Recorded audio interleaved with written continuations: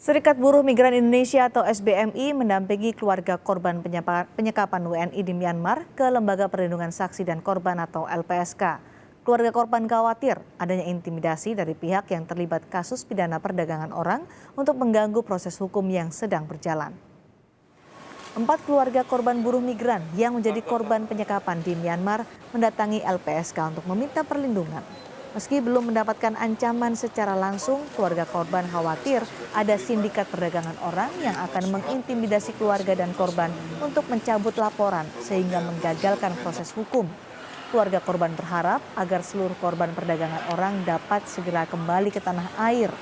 Sejumlah tindak kekerasan dialami korban selama disekap di Myanmar.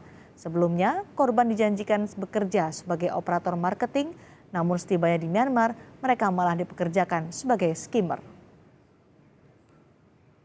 Ketika sudah masuk ke proses peradilan, itu mereka mendapatkan ancaman-ancaman kayak gitu, terutama dari para pelaku pelaku perdagangan orang kan. Baik secara pribadi, secara langsung ataupun melalui atau oknum LSM. Nah, itu kami sering mendapatkan itu dan ini cukup mengganggu di dalam memberikan proses yang seadil-adilnya ya. Mengalami kekerasan fisik juga, ada yang disetrum, ada yang dicambuk, terus ada hukuman lari, pokoknya semuanya hampir kena semua hukuman.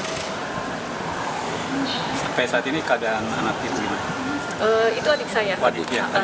Adik saya sih keadaannya sih baik-baik aja ya.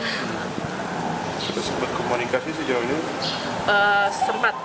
Kapan terakhir komunikasi? Terakhir pas yang pembebasan di evakuasi udah di KBRI Bangkok.